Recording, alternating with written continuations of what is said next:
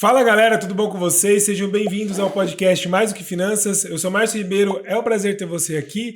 E aqui nós estamos no episódio número 42. E hoje a gente vai falar sobre direito do trabalho. Então, você que é empresário e empreendedor, que quer entender um pouco mais sobre essa matéria que é tão importante para o negócio, né? Muitos empreendedores não têm essa informação, muitas vezes procuram um advogado ou um especialista na área, que só na hora que dá problema, né? Então hoje eu trouxe um especialista para trazer essa informação para você.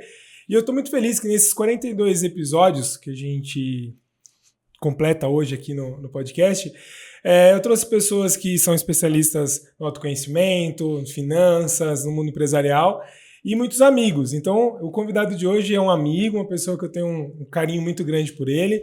A gente se conhece a longa data e ele tem uma linha de atuação muito, muito interessante aí no direito do trabalho, ele é especialista nessa área, e a gente vai falar um pouco sobre isso. Então eu quero dar boas-vindas ao Guilherme. Boa noite, Márcio. Seja bem-vindo, é um prazer ter você aqui, meu irmão. Você que é um cara que eu admiro bastante, a gente se conhece há bastante tempo. E para quem não te conhece ainda, se apresenta, fala um pouquinho de você. Mais uma vez, boa noite, Márcio. Obrigado pelo convite. A honra é minha de estar aqui no seu episódio 42 do muito podcast. Como o Márcio me apresentou, meu nome é Guilherme, eu sou advogado trabalhista com mais ou menos 10 anos de experiência na área. Tenho uma certa vivência legal, tanto na época da faculdade quanto na época já de formado nessa área. Comecei atuando em 2013, como advogado contratado pelo Banco Bradesco, e desde 2014 fundei, junto com o Dr. Bruno e com o Dr. Júlio, o Fornari Souza Advogados. Que legal, cara. Então, você, desde a época da faculdade, eu te conheço, então vou trazer alguns pontos aqui. Já era uma área que você já tinha interesse, né? Desde a época da faculdade, né? Sim, foi a área que eu acredito que eu tive mais afinidade desde da faculdade, né? Apesar de a gente passar a ter direito do trabalho só a partir do terceiro ano, mas foi uma área que me chamou a atenção, foi uma área que eu gostei, foi uma área que, até pela flexibilização, até pelas normas trabalhistas serem antigas, até se você considerar a CLT, a data de promulgação da CLT, e as mudanças que teve ao longo do tempo, é uma área que sempre me agradou, sempre eu achei muito interessante, né? E foi a área que eu decidi atuar, foi a área que eu fiz meu TCC e criei, assim, uma afinidade. Que legal, cara. E assim, ó, é muito legal porque o direito do trabalho ele tem dois vieses, né? Você tem um lado do empregador e o lado do empregado, né?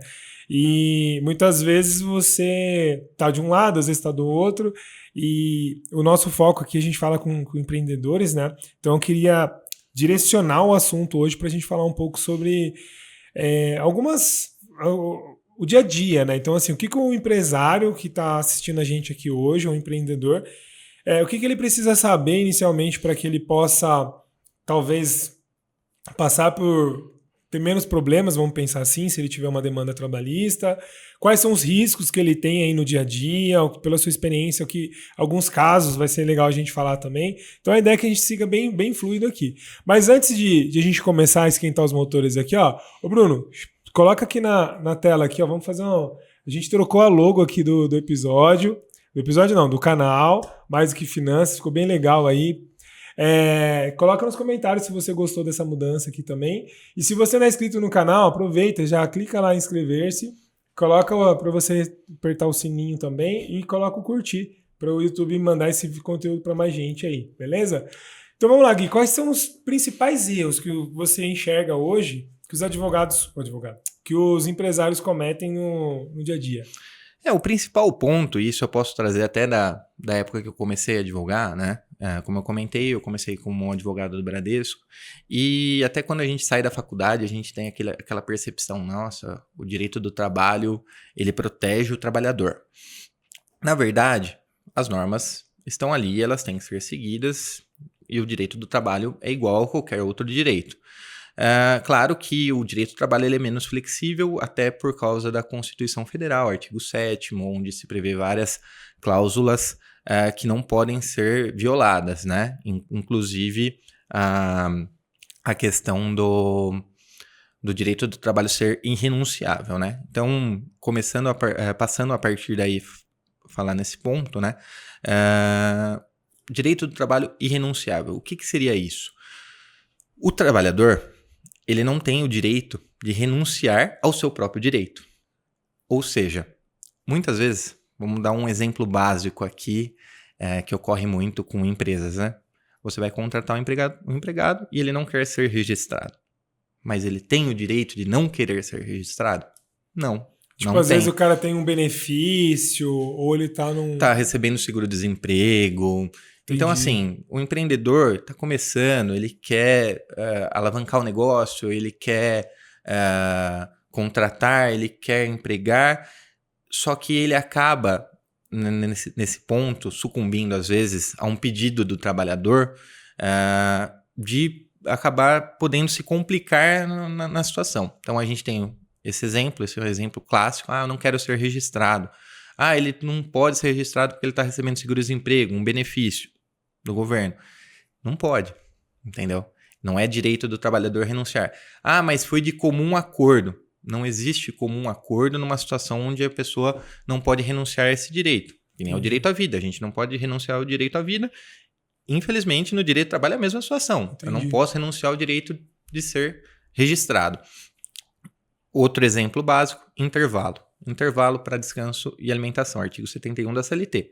Também, o trabalhador ele não pode renunciar a esse intervalo. Tudo então, bem? exemplo, o cara tem 1 hora para fazer ali, ele não pode falar, não quero Exato. cumprir minha 1 hora de almoço.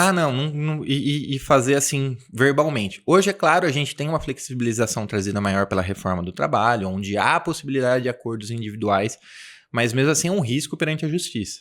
Tá? Então, número 1, na minha opinião, do empresário, do empregador, do empreendedor, é sucumbir a algumas demandas do trabalhador nesse ponto, porque isso o coloca automaticamente em risco. Então, ele vê talvez uma possibilidade de alguma economia que no final pode ficar caro. Por quê? Porque ele está fazendo algo errado na visão da Justiça do Trabalho. O único lugar onde o trabalhador, teoricamente, pode renunciar ao seu direito é perante a Justiça. Por isso que a gente fala que o único lugar onde o trabalhador abre mão de direitos é perante o juiz. Ou seja, quando ele faz um acordo na Justiça. Então, ele tem direito a 100 horas extras, mas ele faz um acordo para receber, em vez de R$20 mil a título de horas extras, R$10 mil. Então, ele está fazendo um acordo perante o juiz. Ou seja, é o único lugar onde ele pode renunciar ao direito do trabalho. Muito bom essa abordagem, assim. Então, tipo, basicamente o que você está dizendo é que acordos informais muitas vezes podem gerar um risco para o empreendedor. É aquele velho ditado, quem paga mal paga 2 vezes. Tá, então, você faz um acordo. Vamos dizer assim, vou fazer um acordo para... não registrei o funcionário, vou fazer um acordo para acertar essas verbas desse registro. Vou lá, chego com ele, ponho num papel lá, recebi a título do contrato de trabalho R$10 mil. O que a justiça vai entender quando receber, vamos dizer, em suma maioria, né? O que a justiça vai entender se esse trabalhador entrar com um processo trabalhista contra essa empresa? Ele vai entender que, como não está discriminado o que são esses direitos que estão sendo pagos, eu não tenho como fazer um abatimento desses valores. Então, é considerado tipo uma renda, um valor a mais. Consequentemente, eu não vou conseguir fazer um abatimento. Porque todo acordo ele tem que ser muito bem discriminado do que está sendo feito, do que está sendo pago. Estou pagando 20 mil a título de férias vencidas. 5 mil a título de aviso prévio. Não adianta fazer um acordo no papel de pão que na Justiça do Trabalho isso não se aplica. Tá? E consequentemente,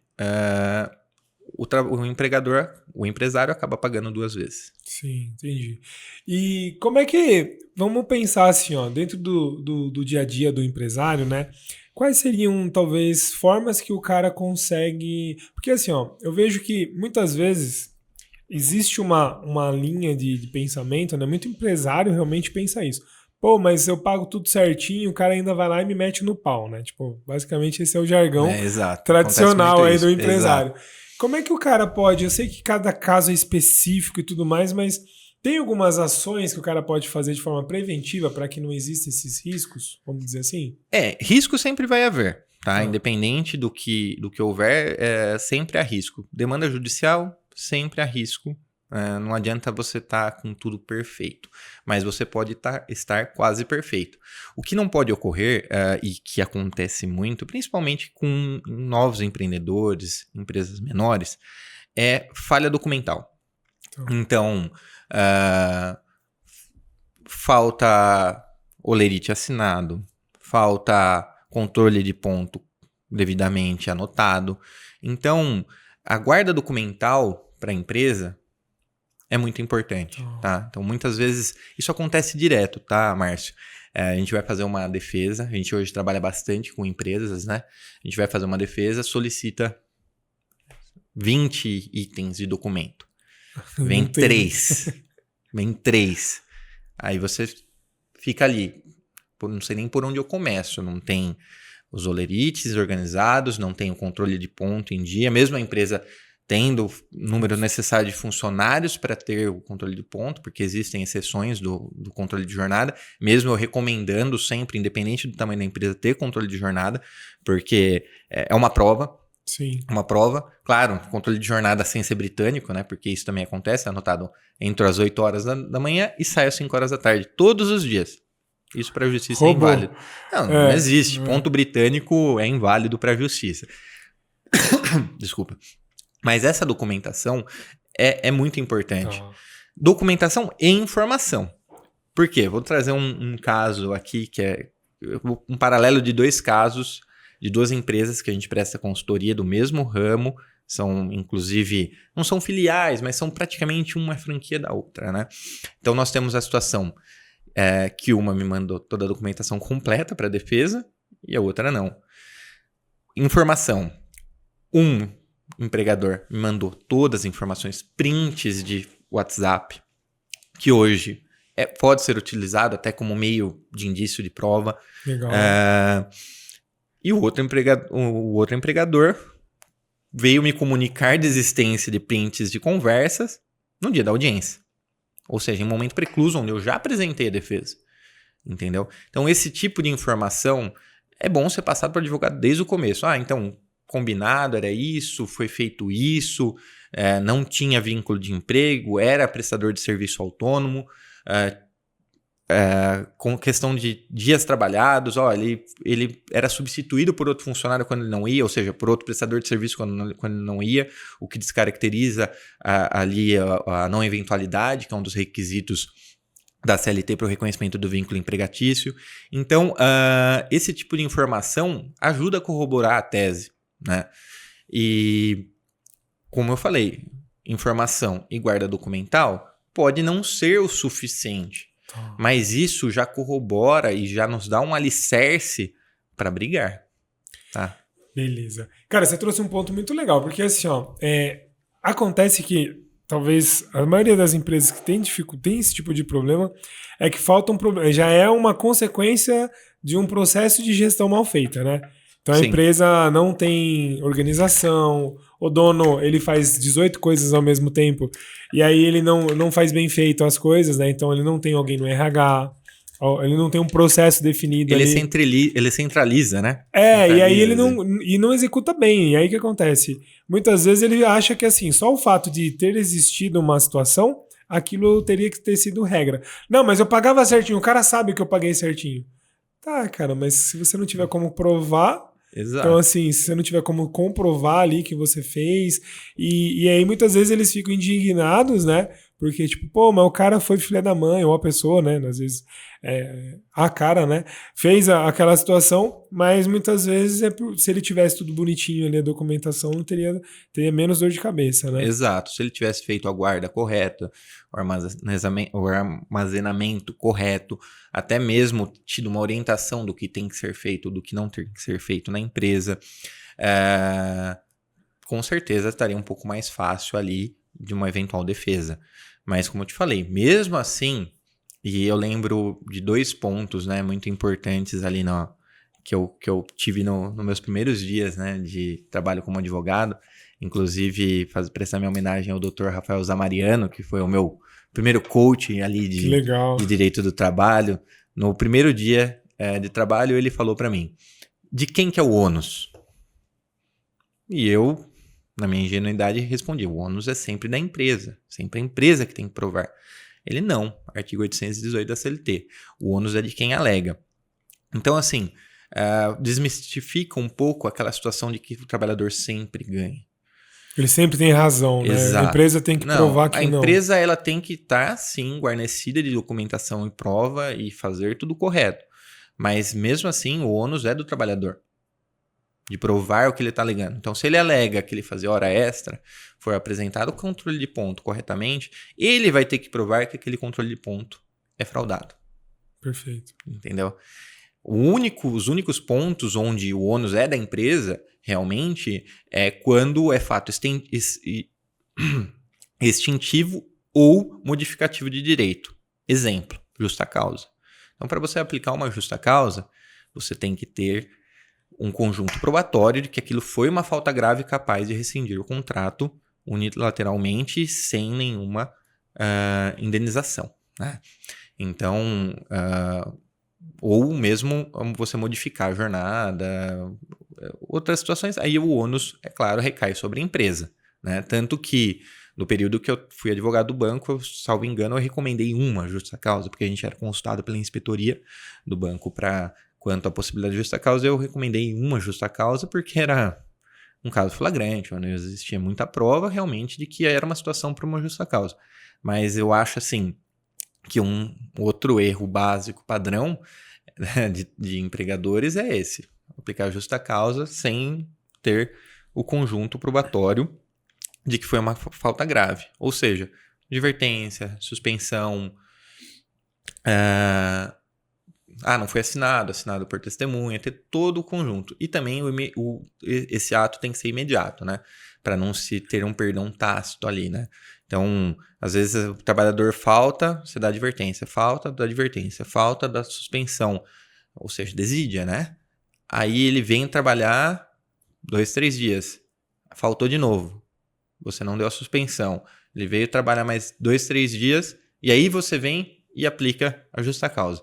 Não foi imediato. Então se presume um perdão se você não aplica na hora a punição.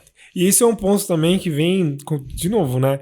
É uma questão que muitas vezes a falta de decisão do empregador, do empresário, vamos falar assim, faz com que gere esse dor de cabeça, né? Tipo, de o cara chegar lá e ter como é que é o nome dessa palavra aí? Desídia, você diz? Não.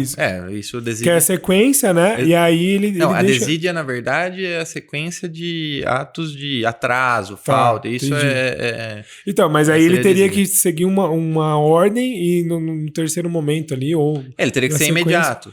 Tomar uma decisão. E aí o cara fica, vou pensar. Vou conversar com fulano. Aí o cara conversa com a esposa. E passa um mês depois, ele vai e aplica a justa causa. Pô, um mês depois... É claro, é lógico que isso daí cai perante o tribunal, porque, de imediato você não aplicou a punição, então você não perdoou, tá? Então isso não pode ocorrer. Mas, além disso, o que eu acho interessante da gente pensar, né? Então, o que eu falei? Documentação, informação. E também, o empresário ele tem que aprender a não misturar as coisas. Tá. Isso é uma coisa que acho que a gente estava até batendo papo antes, Sim, né? Exatamente. Que é muito importante. Porque nós lidamos com empresas pequenas, empreendedores, e você acaba tendo, até no nosso escritório, nosso clima, acaba sendo muito tranquilo, né? Mas você não pode misturar as coisas. Você tem que saber separar, exemplo, o Márcio empresário, o Márcio amigo.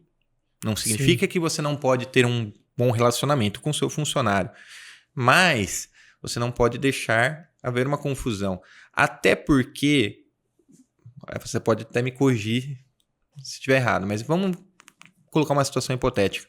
O Márcio sempre foi um amigo, sempre foi legal, sempre foi concessivo, sempre foi tranquilo com o empregado X.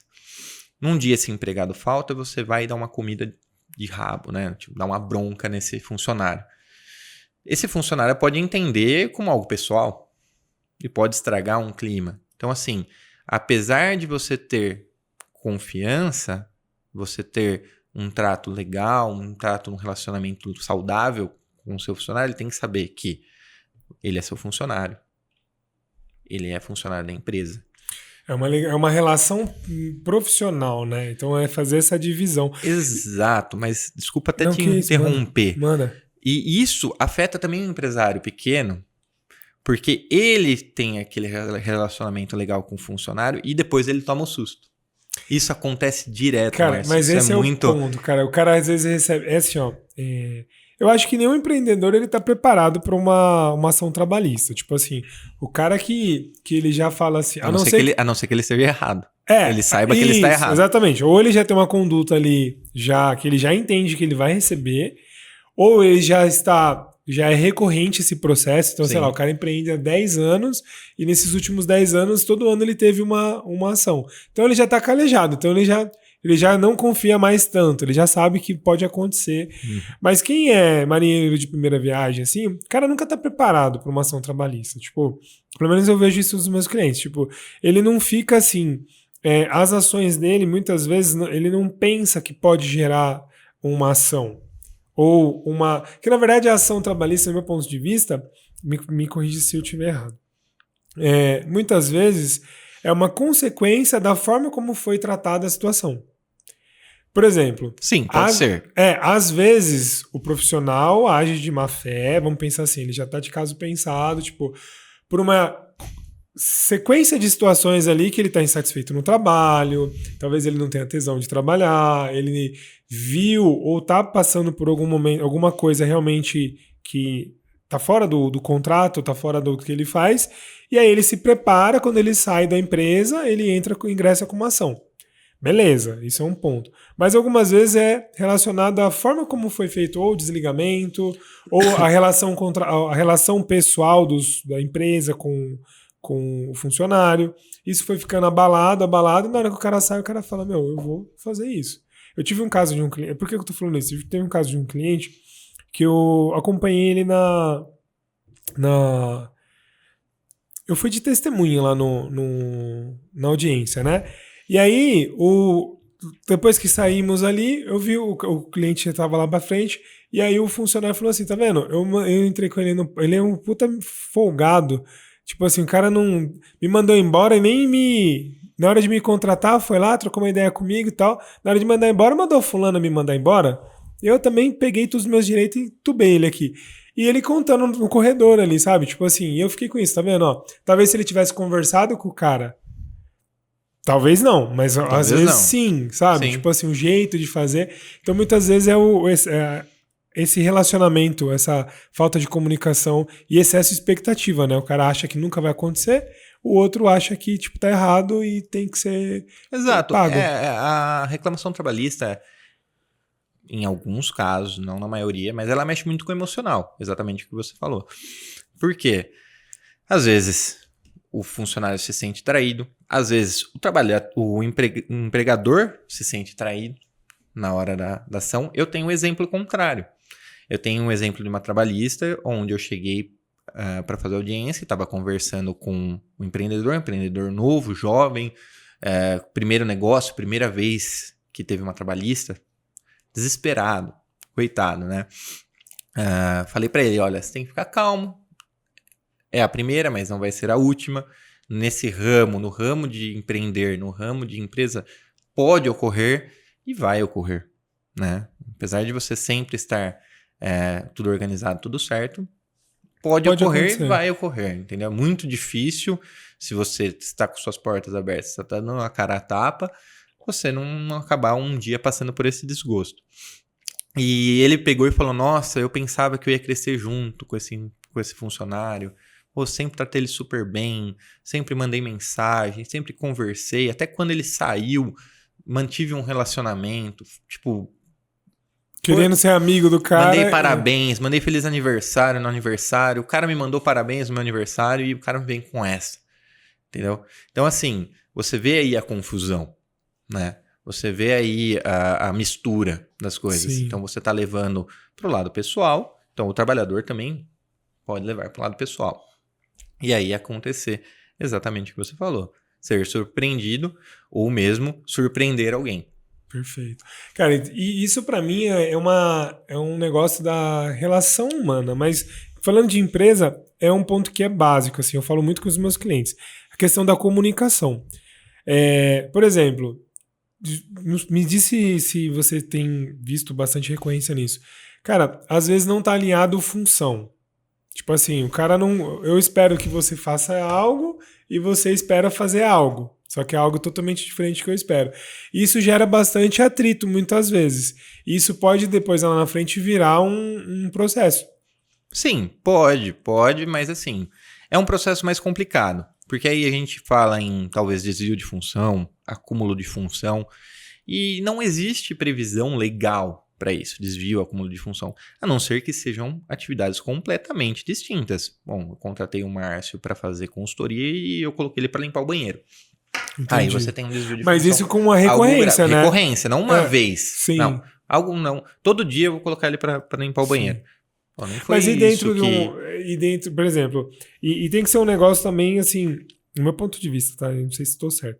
Mas assim, também tem um negócio que é específico. Por exemplo, tem empresa que o cara não tem uma pessoa para fazer a limpeza, mas todo mundo da equipe faz. Não, isso é legal. Isso é normal, acontece, né? Isso é normal, isso acontece. Pô, atribuir um revezamento para fazer esse tipo de função, porque, pô, você está cuidando da empresa onde você trabalha. Sim, o ambiente, né?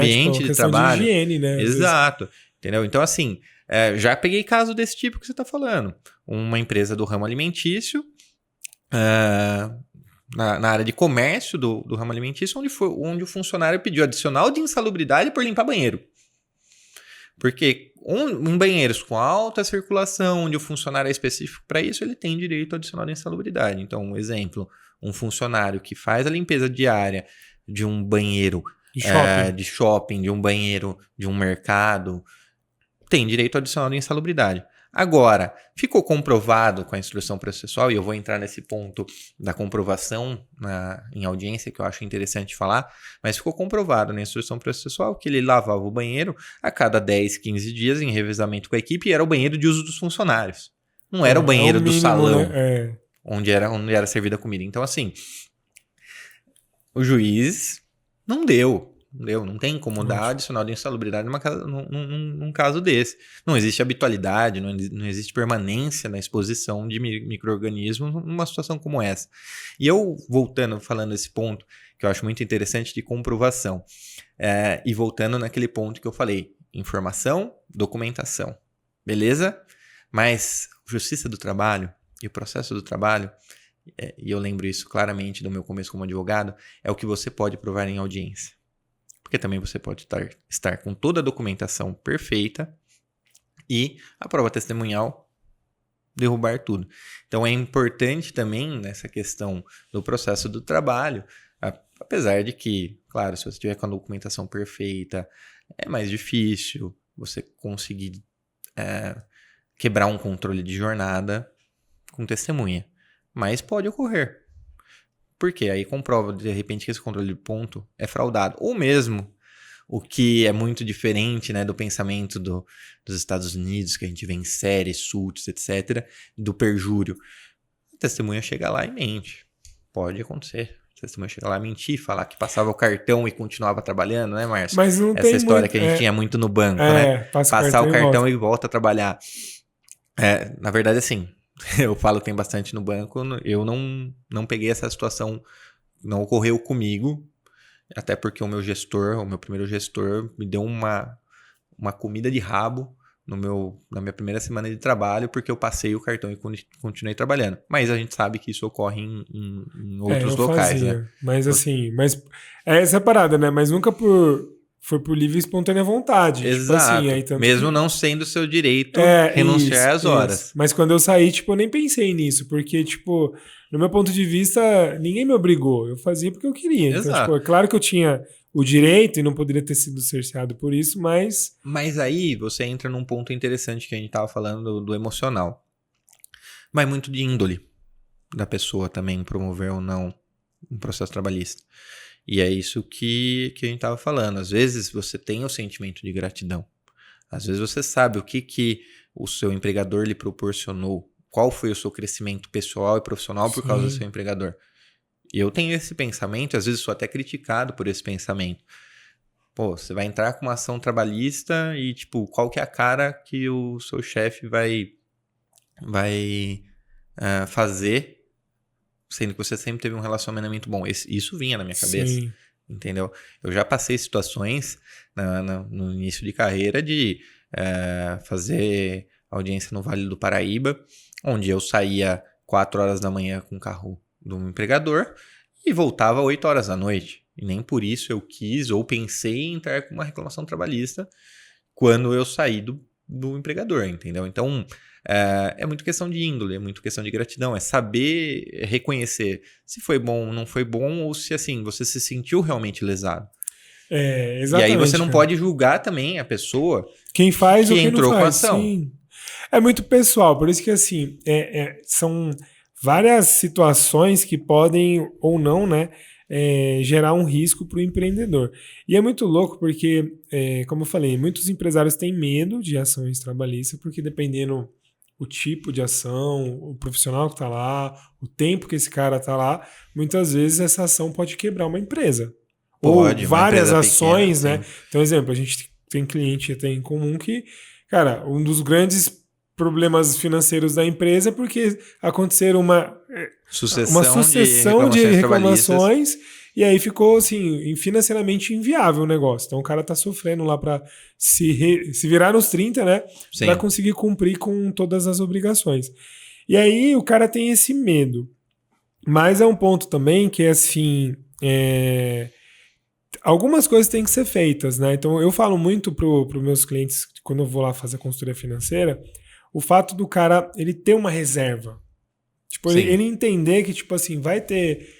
por exemplo, às vezes, dependendo do ramo de atividade dele, se tiver um turnover muito alto, ele tem que entender que às vezes alguém vai achar que tá faltando alguma coisa. Então ele tem que ter essa reserva. Ele precisa ter um apoio, porque algumas coisas podem ser prevenidas, né? Uma reserva de emergência serve tanto para o pessoal quanto para o profissional. Sim. Você pode ficar doente, você pode ser processado. Sim. Entendeu?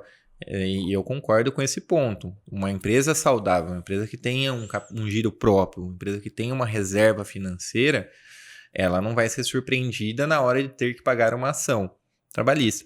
E outra, ela tem mais cabeça, para um ponto que eu ia falar mais adiante, mas eu acho que é importante falar agora, de tentar minimizar o risco com um eventual acordo. Então ele não vai pensar, nossa, eu vou ser sangrado agora e fazer um acordo, mas ele vai ter talvez uma estrutura melhor, até voltando nesse caso um cliente que a gente tem em comum, do que ter que fazer vários acordos e sim se apertar agora para pagar e tentar ali segurar a ponta do jeito que der. Sim. Entendeu? Porque hoje fazer um acordo trabalhista não é assumir o erro. Na verdade, você minimiza o risco. E isso é um trabalho muito importante do advogado consultivo de empresa, de avaliar risco. Porque, eu posso ganhar, mas eu posso perder. Entendeu? Como eu falei desde o começo, não existe ação certa, você pode estar com tudo perfeito e você pode ter um risco. Então é importante... E não tem aquela parada de causa-ganha, né? Porque tem muita gente não existe causa-ganha. É causa-ganha. Isso não existe, né? Não existe, então, assim, não existe causa-ganha. Principalmente no Brasil, né? Que não existe causa-ganha. No Brasil é o único lugar onde um juiz pode dar uma decisão contra a lei e que ele não vai sofrer nenhuma punição. Mas, tirando ideologias aí nos comentários... A questão do acordo, ele às vezes impacta menos do que uma condenação. Então, vamos dar alguns exemplos, né? No acordo você pode parcelar. Uma coisa que uma condenação... Existe previsão legal para parcelamento? Existe previsão legal, previsto no CPC, que é aplicado na Justiça do Trabalho, onde você tem que dar a entrada de 30% e parcelar no máximo em 6 vezes. Aí você pega uma condenação de 100 mil reais, você vai ter que dar 30 mil reais de entrada e parcelar o saldo, ou seja, 70 mil em 6 vezes. E se o cara tivesse essa grana, às vezes ele já teria pago, né? Então, assim, o exemplo, 6 meses eu acho que é um prazo Não, mas às curto, vezes, assim, né? numa situação como essa, você vai ter uma condenação, vamos dizer que a gente, se fosse uma ação maior e nós tivéssemos uma ideia, a condenação pode vir 300 mil. Vamos tentar fazer um acordo de 100? Sim. Vamos parcelar isso em 50 parcelas de R$2.000? Essa é uma possibilidade que Entendeu? existe fora do... Exato. Enfim, né? E isso é questão de gestão de risco. Gestão estratégica de risco. Vou dar um exemplo de um caso prático que nós tivemos no escritório, onde uma empresa nos procurou de um caso grave e eu fiz uma análise e falei, olha, vai vir uma ação na casa de 1,2 milhões. Tá? Minha orientação, vamos procurar o possível reclamante e vamos conversar com ele e vamos tentar fazer um acordo na casa de 200 a 300 mil reais antes de entrar nessa ação. E a gente leva para homologação em juízo. É um valor razoável, eu acredito que existe a possibilidade da gente tentar fazer um acordo nesses moldes. A empresa decidiu aguardar e posteriormente acabaram não fechando até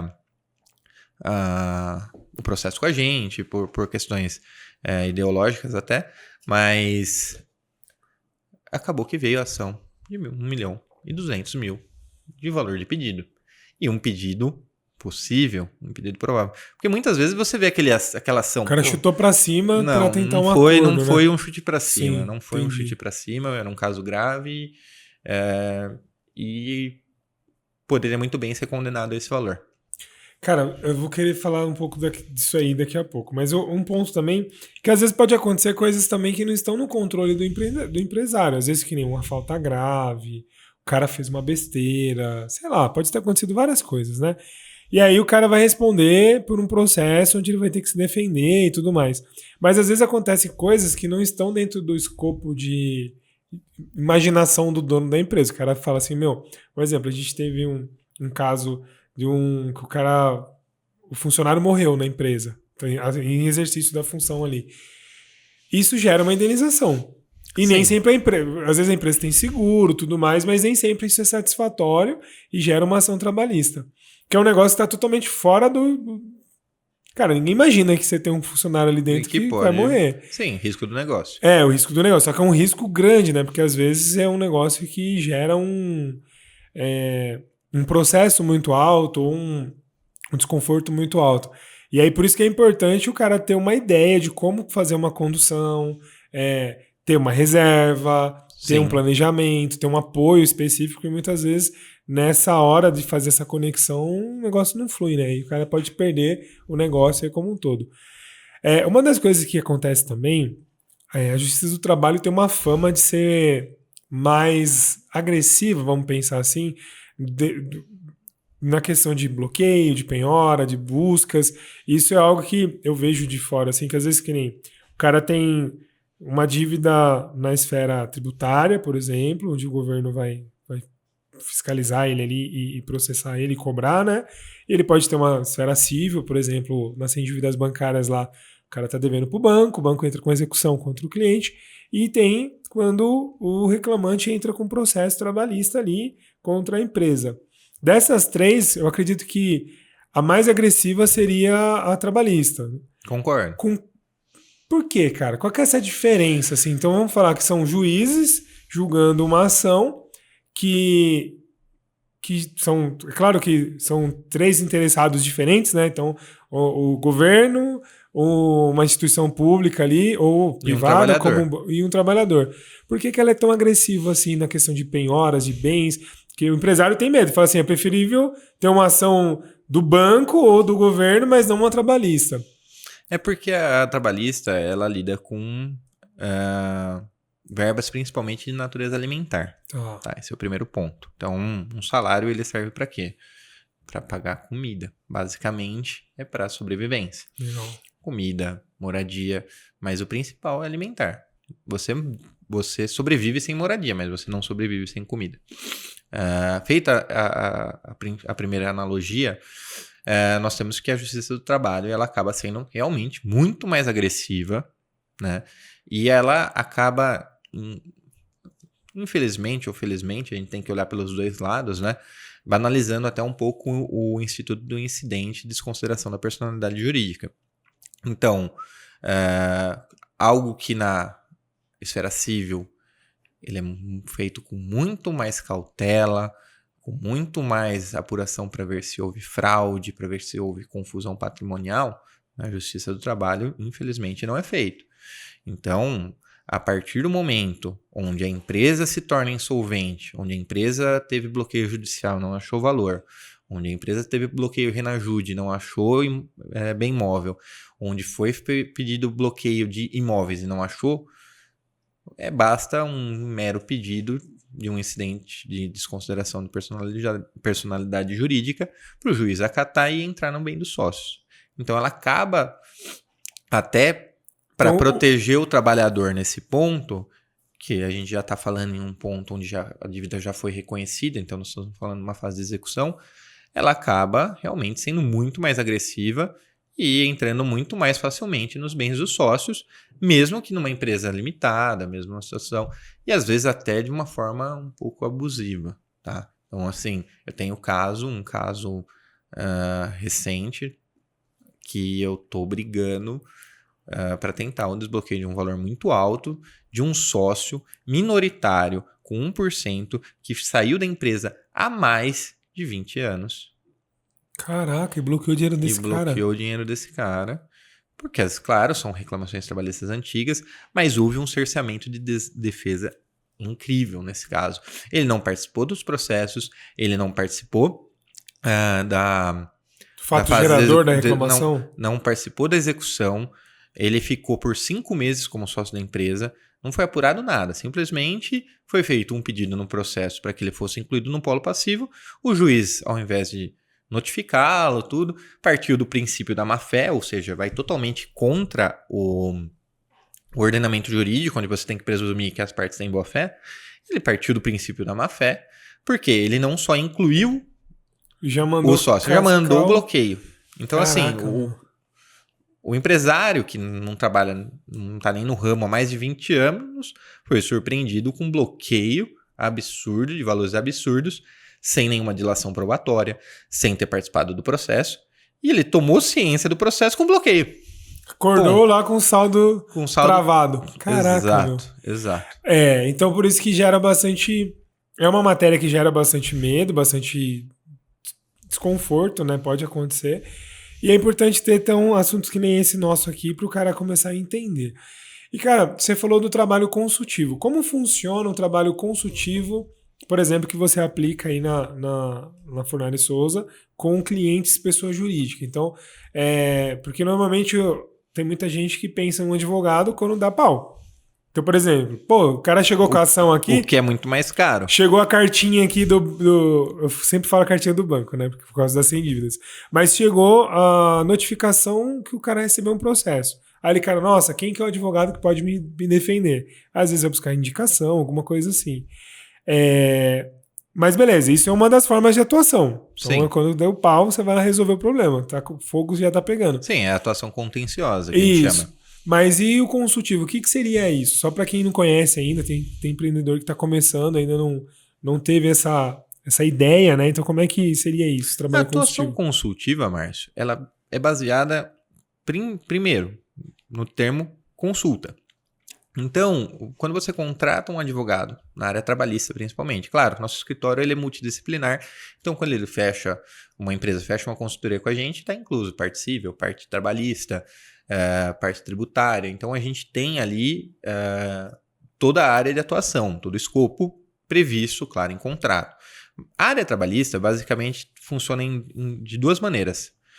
Claro, em concordância com o cliente, nós podemos fazer uma auditagem para ver se está sendo feito tudo corretamente, visitar o local de trabalho, visitar a empresa, verificar pontos falhos na empresa. Do mesmo jeito que você contrata um engenheiro de segurança do trabalho para ir lá e fazer a medição do ruído, você pode contratar o nosso serviço, nós vamos lá e vamos verificar alguns pontos que podem te dar problema. Exemplo, já aconteceu de visitar a empresa e passando pela empresa inteira, nenhum dos funcionários estava com protetor auricular na orelha. Tudo de pendurado. Aí esse funcionário tem uma perda auditiva.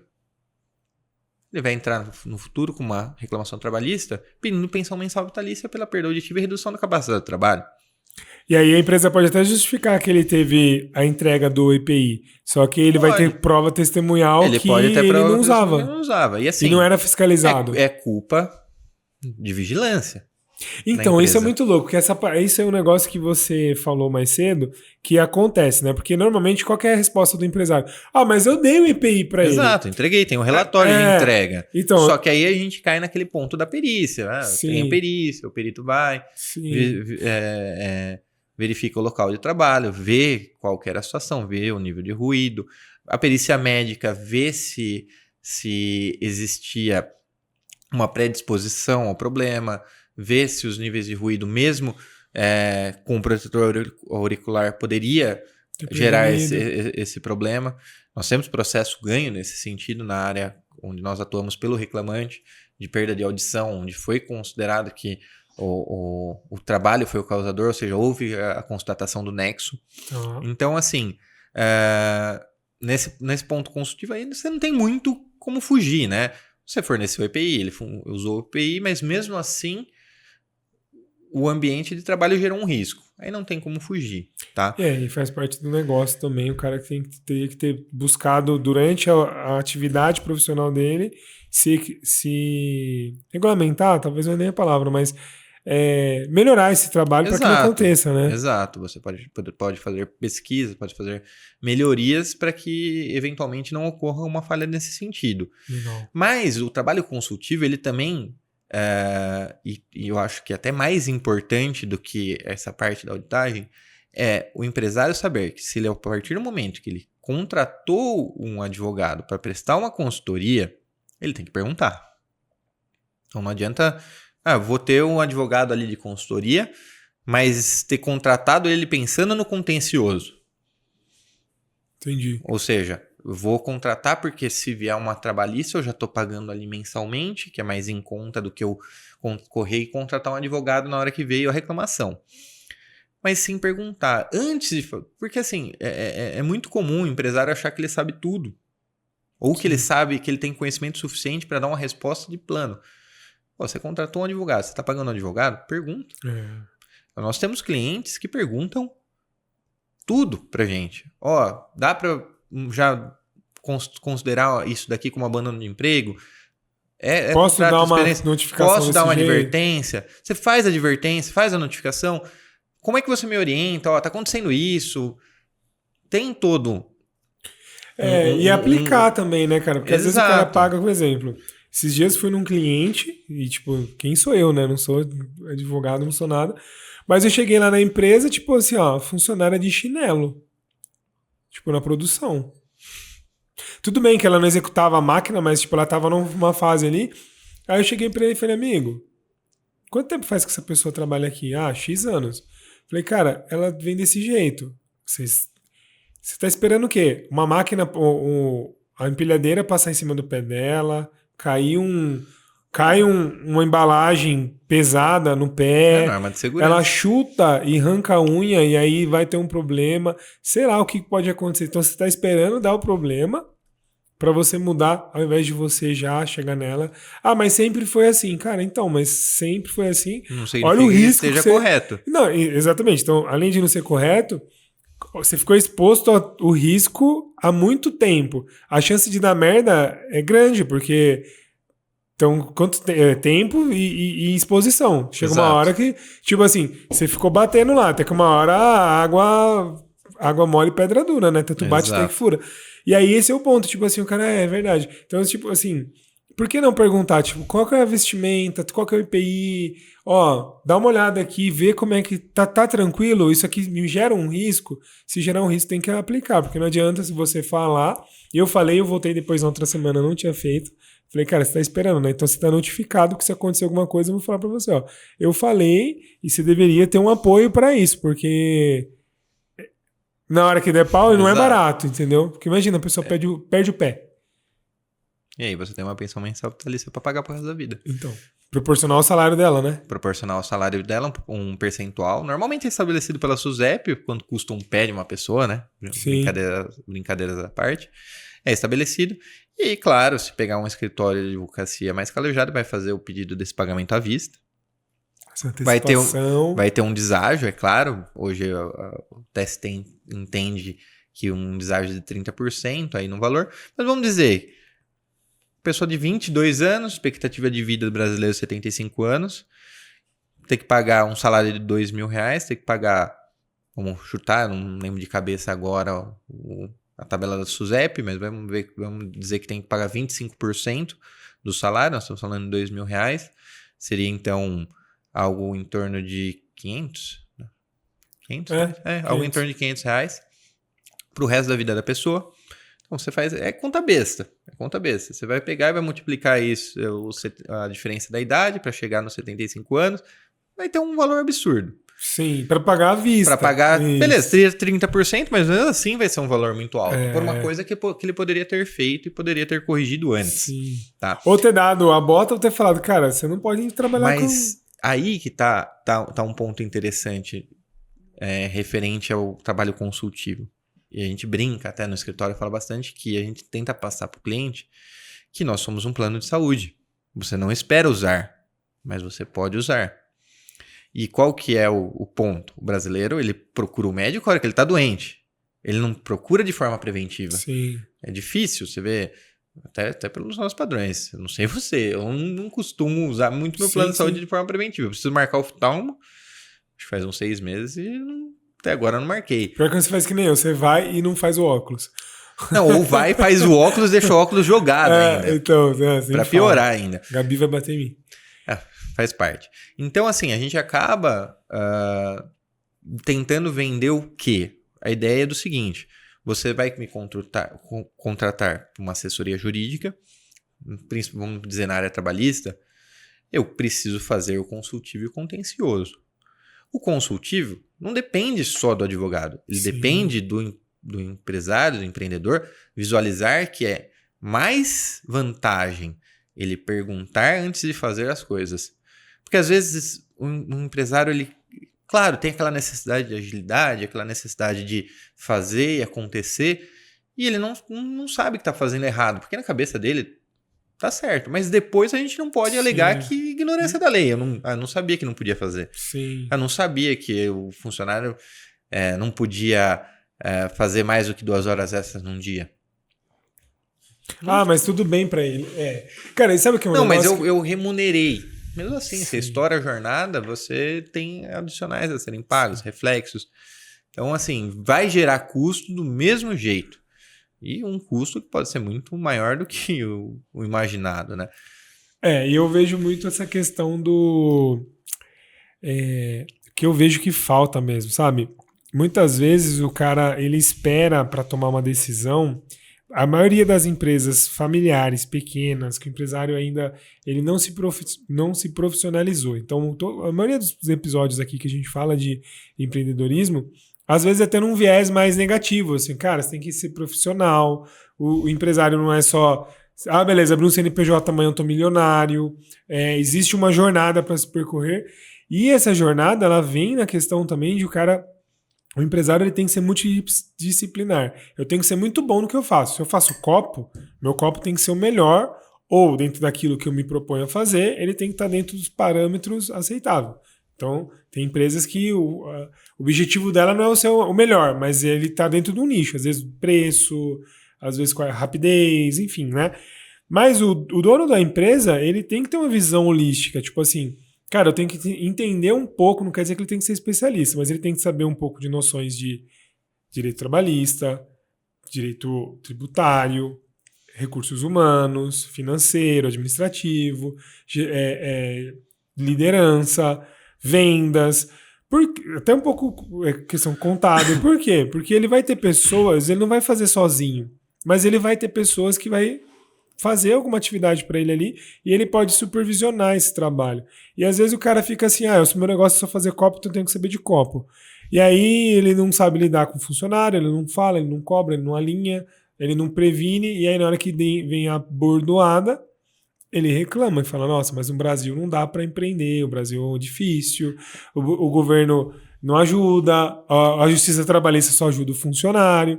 E pode ser que ele tenha razão em alguns pontos. Pode acontecer que, sei lá, dentro de um processo houve uma dificuldade ali, sei lá, alguma coisa assim. Mas se ele já sabe isso, que é regra do jogo, você vai entrar para jogar agora, falar, Gui, vamos jogar bola. A gente vai jogar bola amanhã. Qual que é a regra? Quantos minutos a gente vai jogar? Se você alinhou comigo que a gente vai jogar 10 minutos, eu não posso reclamar que eu estava preparado para jogar 5. Aí eu tô cansado no 5 e falar, viu, vamos parar aqui. Não tem como mudar. E empreender é isso, cara. E às vezes o cara não virou a chave pra, tipo, meu, tá bom, então essa é a regra do jogo, como é que eu me especializo? E aí ter pessoas. Então por isso que esse trabalho que você faz, a Furnari Souza faz ali de contencioso, tanto, e o consultivo é muito importante também, né? Sim, sim, mas é como eu falei, o empresário ele tem que estar aberto a isso, a ter ideias e a colocar as ideias em prática. Legal. Entendeu? E isso que eu acho que é um dos fatores mais complicadores no relacionamento advogado-empresa, porque muitas vezes a gente, como você falou, você orienta, você fala, eu avisei, é isso, é aquilo. Eu já tive casos de empresa onde eu prestei consultoria, o cara era sensacional no negócio, sensacional. O cara faturava muito bem, só que a empresa era uma bagunça. Inclusive, eu conversava com o contador da empresa e o contador falava, nossa, ele fatura muito, mas ele não deixava os impostos em dia.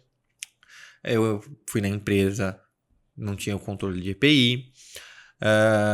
Questão de controle de jornada era bagunçado. Até mesmo laudos técnicos, uma empresa que tinha área de produção, não tinha um PPRA, não tinha um PCMSO. Então, assim, era uma bomba prestes a explodir. Sim. Fora, e às vezes é um negócio tão besta, né? Tipo, R$20 um laudo desse, cara. Exato. 50, 30 reais. Fora a confusão que era feita na empresa com os funcionários mesmo. Nossa, lembro quando veio uma reclamação trabalhista, ele falou, nossa, mas eu ajudei, eu comprei uma moto pro funcionário, eu fiz isso para ele e agora ele me processa. Não, realmente no Brasil não dá para empreender. Comprei a moto, descontava do salário dele, ele assinava, você tinha fez um termo. O que foi feito de documento para comprovar isso aí? Não, isso é confusão, esse tipo de confusão a gente encara junto então, mas e não é fácil. E tem empresário, cara, que tipo assim, ele acha que esse tipo de situação é um bônus. Tipo assim, eu conversei com um empresário faz tempo já, ele falava assim, sabe o que eu faço para fidelizar os caras? Eu vou, tiro uma motinho pra ele aqui, e aí vou pagando, descontando o salário dele, aí o cara vem e fica feliz. Aí eu assim, tá, cara, mas olha o risco. Tipo, você tá colocando a moto é da empresa, aí o cara vai trabalhar com a moto, aí ele sofre um acidente com a moto é sua, mas é dele, você não cobrou tudo, você não documentou nada. Tipo, olha... aí vem a reclamação trabalhista falando que tá tendo desconto indevido. Aí ele falou, o cara abandonou a empresa. Tipo, outro dia ele falou, o cara abandonou e tá me devendo a moto ainda, agora tem que cobrar o cara. Aí eu assim, cara, tipo... Você vai ter problemas. Tudo bem, às vezes o cara realmente é muito grato, aquela questão, ó, o meu único bem, a empresa que deu, o cara é gente boa, não vou fazer nada. Mas você pega um cara que tem um apoio, que às vezes ele, não é nem a intenção dele, mas ele tem alguém ali que vai assessorar e falar, olha, você tem direito. E aí ele vai ter dor de cabeça por um negócio que ele poderia ter, ó, quer ajudar? Então às vezes eu falo pro empresário, tipo assim, você tem que entender que você quer ajudar as pessoas, cara, faz doação. Compra cesta básica, né? Doa cesta básica, ajuda ali a comunidade, patrocina alguma coisa.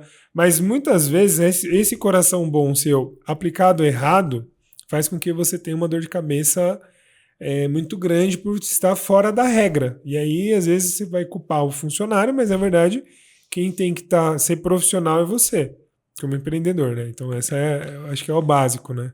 Exato. E às vezes você quer ajudar e você tem que seguir a linha de raciocínio do seu advogado. E é isso que eu falo que é difícil de colocar em prática.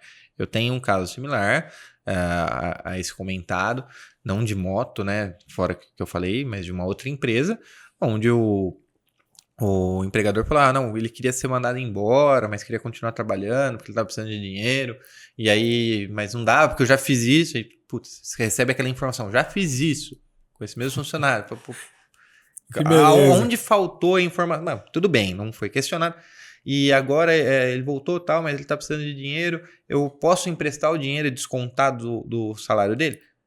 Olha, a gente tem uma certa limitação de valores. Existe previsão, dá para a gente fazer um acordo individual. Hoje já existe previsão legal para isso? Até existe, mas assim, existe risco também.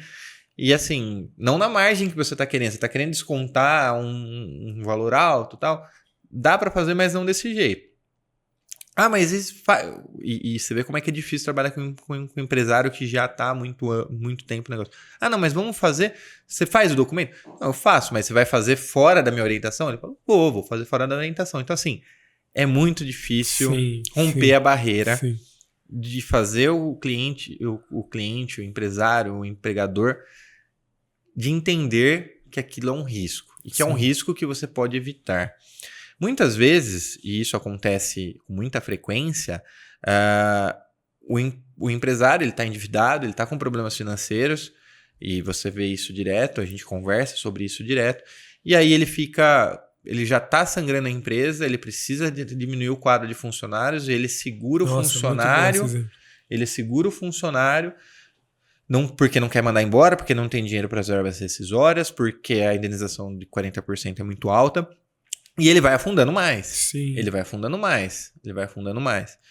E às vezes, assim, realmente é caro, é alto. Mas às vezes é melhor sangrar de uma vez e conseguir parar o sangramento.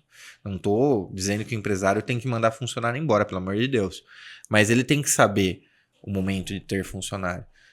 Entendeu? Cara, e tem, assim, ó, é muito louco isso que você tá falando, que eu concordo com você, assim, ó. Primeira coisa... Quando eu vou fazer uma consultoria empresarial, eu sempre falo a questão assim, eu sou contra mandar embora de primeira, porque eu acredito que muitas vezes o problema da empresa não é o funcionário, é quem está na gestão. Então a empresa é o reflexo do dono. Então às vezes a empresa o cara chega e fala, meu funcionário é burro, as pessoas aqui, ninguém me ajuda.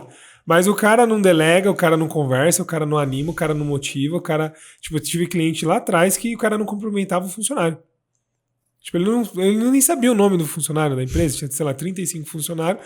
Ele chegava e falava, eu nem cumprimento ninguém, gente, vou pra minha sala e tô nem aí. Eu falei, cara, sabe o que esse colaborador quer? Quer que você tropece na escada e caia de cara no chão e quebre o dente.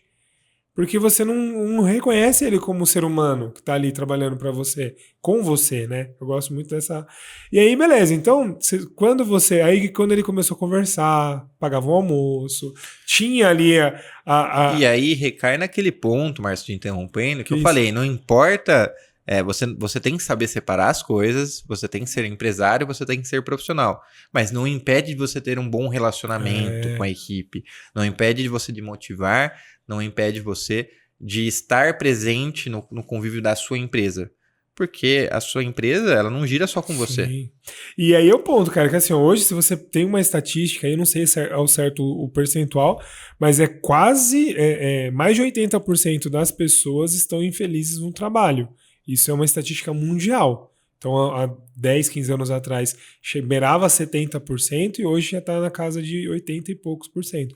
Então, assim, por quê? Porque falta esse clima organizacional, essa questão de ambiente, e aí, muitas vezes, a comunicação também. Aí o cara pega um exemplo desse que você acabou de falar.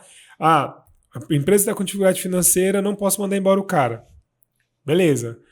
Aí não tem comunicação, não tem gestão, não tem alinhamento, o funcionário já está há muito tempo, então já ficou muito pessoal.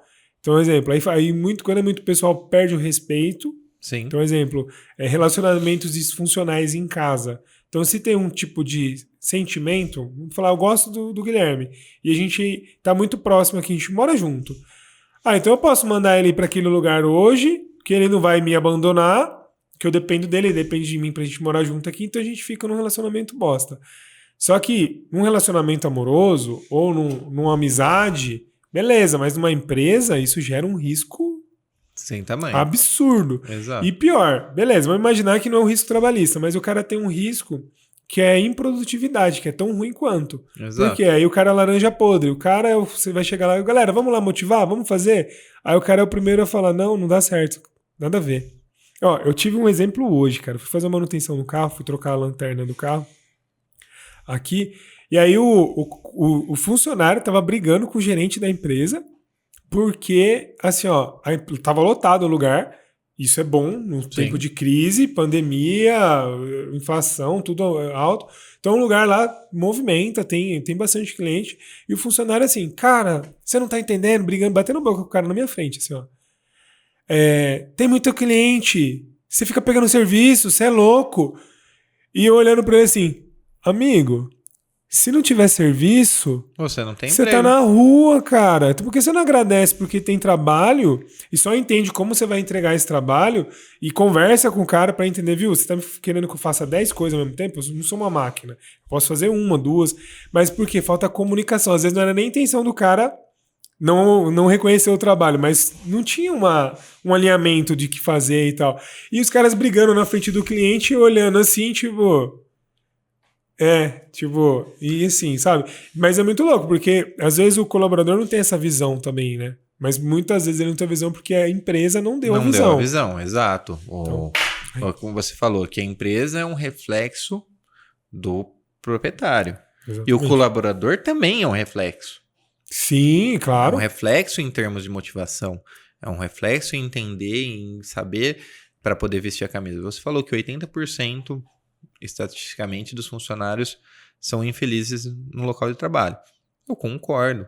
Eu concordo porque muitas vezes nós temos um problema de geração. Tá? Hoje a geração realmente é uma geração incapaz de ter de aguardar o seu momento. Sim. Não sabe ouvir não. Mas eu também entendo que hoje, com a questão de produtividade, hoje com a questão... Os funcionários acabam virando números. Números, produção, e não é só isso. Não é só isso. E aí a gente acaba tendo o quê? Números exorbitantes de descontentamento, número exorbitante de ações trabalhistas. Sim. E cara, uma coisa tá ligada na outra. Mas assim, é muito louco porque... principalmente eu atendo muito empresas com dificuldade financeira, mas não só isso. Eu tenho clientes que estão bem financeiramente também. Mas quem não tá numa fase boa, o dono não tá legal. Então, muitos empresários chegam lá para mim, nascem dívidas, ou chega através da consultoria mesmo, o cara chega assim, pô, já tô cansado, tô 10 anos trabalhando, minha equipe não me ajuda, tô cheio de dívida. Então, o cara tá para baixo, aí ele quer que a empresa dele faça o que ele não tá fazendo, sabe? E aí, falta um pouco ele chacoalhar e ter uma renovação para poder conversar. E a comunicação, para mim, é um ponto que pega muito, porque, às vezes, esse empresário... Como eu falei o exemplo do copo. Ele só é bom em fazer copo, mas ele não é bom em lidar com pessoas. E aí o cara não sabe dar um feedback, o cara não sabe chamar até desligamento o cara não sabe fazer. Sim. Então, às vezes, ele não quer chamar o cara para mandar embora, então ele gera um ambiente ruim pro colaborador pedir para sair, porque aí, tipo assim, quem pediu para sair foi o Guilherme, não foi eu que mandei o Guilherme embora. Só que ele também não sabe que às vezes ele tá gerando um atrito desnecessário, que se ele olhasse no olho e falasse, Guilherme, cara, vamos fazer algo que é bom pra nós dois, que você não tá legal aqui, você não tá feliz, eu também não tô feliz com você. Vamos ter essa liberdade de você poder fazer o que você quer e eu também dar vaga pra outra pessoa. Porque às vezes o ciclo acaba, as pessoas não entendem isso do ciclo, né? Tipo, eu lembro que nem a gente saiu do banco, trabalhamos no banco, não juntos, mas na mesma época quase, né? Muitos gerentes morriam de medo de sair do banco, eram infelizes dentro do banco ali, gerentes ou profissionais que trabalhavam lá. Mas quando sai, às vezes se encontra e fala, velho, tem vida fora do banco. Exato. Eu fui perguntado, acho que umas 4 ou 5 vezes isso. Existe vida fora do banco? Não existe, claro que existe vida fora do banco. Mas é essa a questão. O funcionário, às vezes, ele espera ser mandado embora, ele pede para ser mandado embora porque ele não quer. Claro, a gente tem o lado financeiro, tem o viés financeiro. Pô, eu quero empreender. Eu vou sair hoje do meu emprego sem nenhum real no bolso, sem nada. E até nesse ponto, que eu acho interessante, trazer uma inovação que houve na reforma trabalhista, que é o acordo, né? O acordo mútuo para rescisão do contrato de trabalho. Não existia antes. Antigamente o empresário dava aquele jeitinho, né? Eu te dispenso e você me devolve a multa. Por fora, aqui fazendo gato. Exato. Sim. Hoje, você já tem um modo de dispensa ali, de um acordo mútuo, né? Não chega a ser uma dispensa, é um acordo para rescisão do contrato de trabalho de forma mútua. E é muito interessante. Às vezes o empregador, o empresário, tem que visualizar esse ponto. Pô, o cara chega e pede para ser mandado embora. Então você já sabe, como empresário, que o funcionário não está feliz e não quer continuar trabalhando para você. Só que você realmente não tem condições, mandar embora 40% de indenização, tem um aviso prévio. Complicado. Férias, Aí o funcionário acaba, porque ele quer sair, propondo. Não, então vamos fazer um acordo mútuo. Vamos tentar fazer um acordo tal. Por quê? Reduz a indenização de 40% para 20% do fundo de garantia. Reduz o aviso prévio pela metade. Tudo bem, o trabalhador não vai ter direito ao seguro-desemprego, mas ele está te propondo isso. Empresário, ele está te propondo um acordo. Você vai conseguir reduzir o seu custo de dispensa em praticamente 50%. Entendeu? E aí ele tem que fazer esse acordo. Hoje, como é que ele homologa isso para que não tenha risco? Não existe necessidade de homologação específica. Legal. É uma modalidade de dispensa. Hoje nós temos a dispensa sem justa causa, a dispensa por justa causa, o pedido de demissão e o acordo mútuo. Legal. E esse acordo, ele é muito interessante, na minha opinião, para o empresário, quando ele vê que o funcionário não quer mais trabalhar para ele. Porque às vezes o empresário não tem o dinheiro total para dispensa, ou não quer se capitalizar, ou não quer abrir um precedente por aceitar um acordo com um funcionário, e ele acaba segurando um funcionário desmotivado. Sim. E aí o cara vai ser menos produtivo. Pode fazer uma besteira. Entendeu? Pode causar algum prejuízo. Exatamente. E aí, no final das contas, você acaba mandando ele embora. E às vezes faz uma besteira, dá uma justa causa e depois tem a reversão e paga tudo. Então, assim, essa para mim foi uma das melhores, se não a única, mas uma das melhores inovações da justiça, da reforma trabalhista, que é o acordo mútuo. Legal. Entendeu? Esse cara tem que entender também que, assim, não adianta você tentar segurar as pessoas, né? Acho que é isso que piora o relacionamento, o ambiente. Quantos colegas de trabalho nós não vimos o banco segurar? Então, e aí é aquele negócio, né? Às vezes tem empresa que manda embora o ruim e aquele que era bom, mas chegou um momento que o ciclo está afindando, ele fala assim, cara, você é bom, fica, eu quero que você fique aqui. Mas, cara, eu não quero ficar aqui. Vamos fazer um bem bolar. Na época não tinha, né? Esse não acordo. Existia esse acordo. Mas, e aí o banco, ou o empregador, no caso, não fazia isso. Aí o que acontece? Aquela produtividade que era top vira mínima. Exato. E aí o cara tem alguém ali só cumprindo com o básico para não ter uma demissão por justa causa, mas perdeu a finalidade do trabalho, né? Tipo, exato. Quero alguém aqui para entregar a minha missão de negócio. E aí, às vezes, essa economia burra no meu ponto de vista. Exato, é uma economia burra. Se uma empresa ela tem a condição, tudo bem, não pode ser algo também desenfreado. Não é porque é o que eu falo. Muitas vezes, indicações de clientes me ligam, eu queria ser mandado embora, mas a empresa não me manda embora. Dá para fazer alguma coisa? Aí eu pergunto, a empresa está pagando seu salário em dia? Está. Você faz hora extra? Faço. A empresa paga? Paga. A empresa está depositando fundo de garantia? Sim. Tem alguma reclamação do trabalho em si? Não, eu quero sair. Então isso é você com o seu empregador. Concordo que nesse ponto, não sei que a empresa esteja passando por dificuldade e tal, não sei o quê, o cara está muito desmotivado a trabalhar. Ele está procurando já uma assistência jurídica para ver um meio de quebrar o contrato. E o cara podia trocar uma ideia, né? Chegar assim, viu? Na próxima dispensa, se tiver uma dispensa, me coloca na lista aí. Mas aí também está o erro do reclamante, tá? Na minha opinião, do empregado. Você tem o erro do empresário em visualizar e saber... visualizar e saber manter motivada a equipe, saber quem está desmotivado e saber o momento de encerrar o ciclo. Como um empregado, ele se prende, ele prefere ficar infeliz. Tudo bem, muitas vezes questão monetária é muito importante. Claro. Não posso dizer que não é, o cara sair do emprego hoje para se colocar no mercado de trabalho, procurar alguma outra coisa para fazer, ter o seguro-desemprego, tem a indenização de 40%, mas o cara prefere ficar infeliz do que pedir demissão.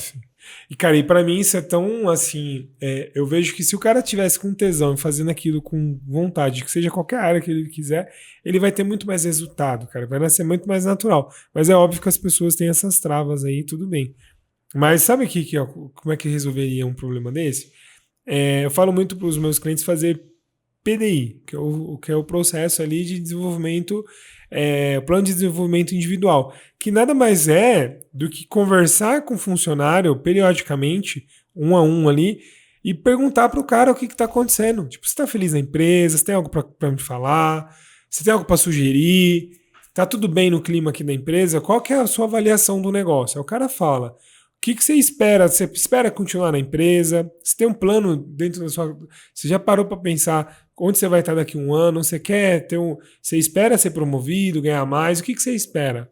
E aí quando o cara fala isso, você vai perguntar: beleza, você quer ganhar mais, você quer ser promovido, mas o que você vai me dar a mais, né? Qual que é a troca que vai acontecer? Porque ninguém cresce na vida se não tiver uma troca. Sim, com certeza. Beleza, se eu quero ganhar mais, eu preciso fazer mais. Se eu quero ser reconhecido, qual é o movimento que eu vou fazer dentro da ideia da empresa para crescer? E aí muitas vezes o cara vai falar assim: olha, eu quero empreender, eu quero sair daqui. E eu lembro muito de um não sei se tinha um rapaz no banco, me fugiu o sobrenome dele, cara, o Alessandro, que ele tá, na época ele era assessor do regional. Lembra? Gente cara, boníssima. como é que é o sobrenome dele, velho? E aí um dia ele chegou pra mim, né, ele sabia que eu cursava direito, chegou e falou assim: cara, você quer ser advogado? Eu falei: cara, eu não sei ainda, mas estou fazendo faculdade e tal, tudo bem. Ele falou assim: ó, não importa se você vai advogar, se daqui 5 anos você vai querer sair do banco, porque você tem uma profissão diferente da do banco. Mas, cara, faz o seu melhor. Entrega o seu melhor enquanto você está aqui, porque a empresa vai te reconhecer, você vai ser promovido, você vai ganhar mais, e aí você vai, cara. Então, esse cara me virou uma chave, assim, ó, que eu ia, naquela mesma semana, tinha uma campanha lá para vender mais, sei lá, eu nem lembro o que era o produto, eu fui lá e ganhei, ele me deu uma mochila. Tipo, cara, não era a mochila do banco, até porque aquelas, assim, Sim. não era um negócio para você sair num final de semana com a mochila do Bradesco, mas era um negócio legal, cara, porque teve um reconhecimento. Tipo assim, eu entendi, cara, se eu fizer mais aqui dentro, eu posso ter um crescimento. Ou até mesmo fazer que nem você, que se você trabalhou no banco e acabou tendo uma promoção interna lá para ser um advogado dentro do banco. Então teve um plano de carreira, até que chegou uma hora que para você talvez não fez sentido continuar lá. Mas... E só te interrompendo, eu lembro que quando eu falei com colegas na época no banco que eu queria ser advogado no banco, muita gente ironizou. Sim. Ironizou, Exatamente. Falou que não teria essa possibilidade, que era muito difícil, que era muito raro, entendeu? Mas aí, mérito ao gestor meu na época, que foi atrás, viu que, apesar de eu estar bem posicionado como gerente na época, entregando resultado, trabalhando bem, ele sabia que se ele me segurasse na agência, talvez ele não tivesse o mesmo resultado, e ele optou por me ajudar. Então, Sim. foi um exemplo de gestor nesse ponto, em visualizar, apesar de inúmeros defeitos que esse gestor tinha, contrato com pessoas, comigo ele foi excelente. Então, assim, ele visualizou que ele não teria mais aquilo, foi atrás e conseguiu a minha transferência. Legal. Então, assim, é esse o papel do gestor. Ver que o ciclo, como você falou, encerrou e ver que houve um momento de passar para frente. E o que é legal disso? Para falar, voltando ao assunto do direito do trabalho em si. O gestor visualizou que ele ganharia mais me mandando pro jurídico e abrindo uma vaga para alguém crescer dentro da agência ou para trazer algum gerente de outra agência ou mesmo subir alguém do que me segurar lá. Primeiro ponto, legal, o cara teve essa visão. Segundo ponto que ele ganhou, pelo menos a agência dele ganhou, porque depois ele, como você sabe, o gerente geral de banco, ele tem bastante rotatividade, tem o tempo de gestão do cargo, tudo certinho. Mas o que ele ganhou? Ele ganhou minha gratidão. E ele ganhando minha gratidão, o mesmo aconteceu com minha gerente no jurídico, que ganhou minha gratidão, porque no momento que eu quis partir para o meu sonho de empreender, de ter o meu escritório, de trabalhar, eu pedi e fui mandado embora. Então, combinado, eu cheguei com ela, conversei, falei, olha, eu quero trabalhar fora do banco, eu não quero mais trabalhar no banco, para mim não está sendo viável, eu acho que esse é o momento de eu dar um novo passo. E eu fiz um acordo com ela, ela falou, ó, eu te seguro até eu conseguir alguém pro seu lugar ou até eu ter o cartucho, né, que a gente falava, né? A vaga para contratação. E eu topei, achei muito legal a ideia dela, falei, eu te seguro, alguns meses aí. E foi o combinado. Nesse tempo, eu acho que eu nunca trabalhei tanto, nunca me esforcei tanto de gratidão. Sim. E assim, apesar de comentários, como eu falei, de jornada às vezes extenuante, promoções que demoravam a vir, e isso era muito comum no banco. Cara, mas é aquela parada, assim, né? O combinado não é caro, né, Gui? Concordo, tipo assim, concordo, mas assim, combinado não é caro. Nesse ponto de promoção eu discordo. É o único ponto que eu discordo com você. Não, da promoção sim, mas eu digo, você ter o combinado com ela, por isso que você entregou a mais. Tudo bem. Porque vocês alinharam. O problema era assim, igual aconteceu com a Gabi. Ela teve essa mesma conversa e demorou muito. Uhum. Então, tipo assim, aí o banco, tipo, esquece, botou lá, deixa ela lá no canto, até que chegou uma hora que desmotivou, entendeu? Aí eles perceberam, opa, perdeu produtividade, então vamos mandar embora, senão a gente vai ter um problema. Sim. É que eu acho que também no jurídico, é claro que isso jamais passaria pela minha cabeça. É uma situação de muito mais risco, né? Você trabalha com prazos, você trabalha com... Se eu deixar de apresentar uma defesa num processo, imagina o prejuízo que pode ser causado para o banco. Não que eu fosse fazer, pelo amor de Deus, nunca tive a índole para fazer mal ao empregador ou mal a qualquer pessoa. Claro. Mas de forma proposital. Acidental a gente pode até fazer, mas proposital jamais. Mas é uma situação mais complicada você trabalhar num jurídico e manter um funcionário desmotivado. Perfeito. Entendeu? Porque você trabalha com prazos. Então, assim, nessa história de ganhar gratidão, eu poderia ter processado o banco pelo tempo que eu era caixa e trabalhei como gerente assistente. Eu poderia ter processado o banco do período que eu era gerente assistente e trabalhei como gerente PJ. Eu poderia ter pedido, como prevê a lei, artigo 224 da CLT, 7ª e 8ª hora extra do período que eu era gerente assistente, gerente pessoa jurídica, referente ao cargo de confiança, e que é muito comum o banco perder. Não fiz. E como eu te falei, fui já julgado por algumas pessoas por não ter entrado por, era seu direito, porra, mas ninguém vê a gratidão que eu tenho. A troca a oportunidade, que teve, né, cara? O crescimento, a atuação. Então, assim, você estimular isso como empregador, como empresário, num trabalhador, porque ele é uma pessoa como você. E ele vai sentir o peso do negócio junto com você. Sim. Só que você tem que amenizar essa carga para ele no sentido de que o negócio é seu, mas você tem que sentir como se o negócio fosse seu também, dentro das suas devidas proporções. Eu falo que assim, é função da empresa social ajudar e promover o desenvolvimento do funcionário. O cara que tá junto ali, ele precisa desenvolver. Não adianta o cara querer, tipo assim, o dono ficar bilionário matando os funcionários de fome. Tipo, não vai funcionar. Ou, sei lá, não reconhecendo, não trazendo. Então, se a equipe cresce, o time, o empresário cresce e todo mundo cresce no final. Então, tem que ser um ganha-ganha, sabe? Algo que seja sistêmico, orgânico, que aí faz sentido empreender dessa forma. Então, é uma visão... Também não concordo na visão assistencialista, que, tipo, muitas vezes o colaborador está mais para sugar do que para entregar. Eu acho que tem que ter troca. Exato. Mas é algo que esperamos que nos próximos anos aí melhore bastante aí a relação trabalho, que seja mais justa as trocas e que o trabalho consultivo seja muito melhor do que o trabalho contencioso, né? Que a gente tenha menos demanda nesse aspecto. Cara, o tempo voou, foi muito top conversar com você aqui. Pra gente ir pro final aqui, Gui, qual que é o último recado que você dá, a última dica, o último direcionamento, ou sei lá, o que você quiser falar aí pra quem ficou com a gente até agora aqui, o que você traz aí? Eu queria primeiramente agradecer mais uma vez a oportunidade, né? Eu eu gosto de falar do direito do trabalho, mas a gente acaba às vezes fugindo um pouco do assunto, né? Na verdade não é que a gente foge do assunto, né? A gente abre bem o leque da nossa conversa, né? A gente conversa desde sempre, né, Márcio? A gente é amigo desde o começo da faculdade, né? E queria te agradecer pela oportunidade. Direito do trabalho, o que eu posso deixar como recado? Não é um bicho de 7 cabeças. O empresário ele tem que ter o seu devido receio, tem que fazer o dever de casa.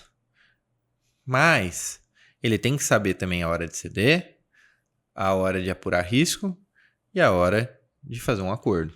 Então fica essa dica, tá? Eu posso estar tudo certo, mas eu sempre tenho risco. Então o direito do trabalho é legal, entendeu? Na minha concepção. Mas ele é diferente de todos os outros ramos do direito. Perfeito. E tem que ser tratado como tal, né? Muito Exato. bom. Maravilha. Então, deixar o meu... Isso, como é que a gente aí, né? Como é que a gente te encontra aí?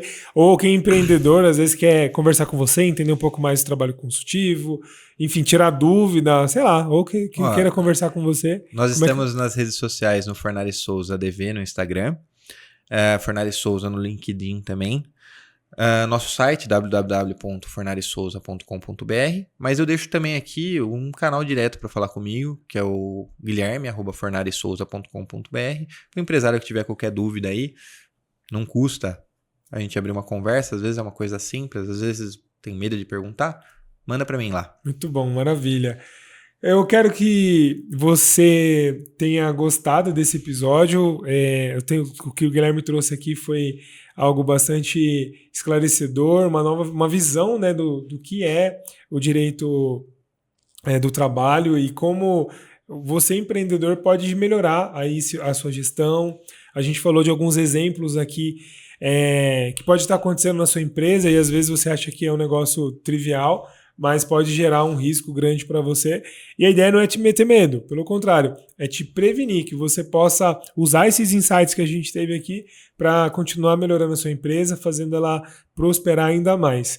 Eu acredito infalivelmente que quando o empresário ele pega o amor dele, coloca naquilo que ele faz, mas ele tem apoio para conseguir solidificar aquilo que ele não é bom ainda, tenho certeza que ele vai crescer e a empresa cresce e aí a função social dela funciona, que é empregar mais pessoas, aumentar a renda e o nosso país vai crescer com o empreendedorismo. Então, espero que você tenha gostado. Você vai me encontrar nas redes sociais Márcio Carribeiro e também nas Sem Dívidas Bancárias. Então, você pode ir lá tanto no Instagram como no site www.semdividasbancarias.com.br. Se você quiser fazer uma negociação de dívida, se você tiver com algum problema financeiro, a nossa consultoria vai te ajudar também a reduzir sua dívida com até 80% de desconto.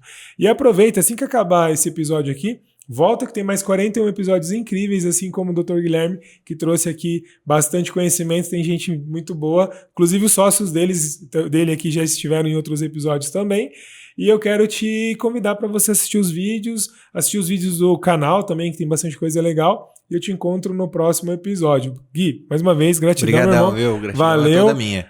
Um abraço. Até mais. Tchau, tchau. Até mais. Tchau, tchau.